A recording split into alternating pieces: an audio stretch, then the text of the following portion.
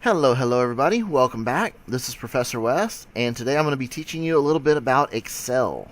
Microsoft Excel is a spreadsheet program, and it's used for a lot of things in the business world. It's used for accounting, it's used for inventory, it's used for making calendars, it's used for making tables and charts.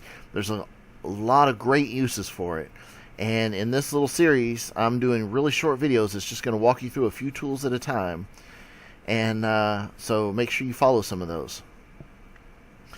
To start with, let me go ahead and show you how to get Microsoft Excel in case you don't have it. I went to Google and I typed in download Microsoft Office. And notice there's a lot of different choices right off the bat. If you come down past the ads, see how there's ads here and here. If you come down past the ads, you come to one that says Microsoft.com/. That's the actual Microsoft website. Anytime you're not sure about a website, you definitely don't want to download software from them.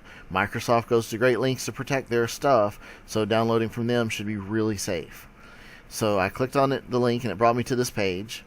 And if I click the shop now, it's going to bring me over to the page where you can actually get Microsoft Office. There's several options here. This one says best value. It's Office 365. It says it's $100 a year or $9.99 a month. You can try it free for a month. Then the next option is $70 a year and $7 a month. And then this one says it's $150 for the year. But here's the thing. Most schools now have a deal with Microsoft where the students can download Microsoft Office for free.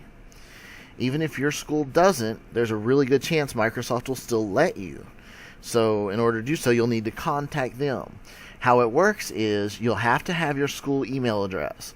They will send an email to your school and to you through the school email address, and you'll have to click on a link to prove that you're you, and then you can have access. They'll give you a key and you can download it and use it.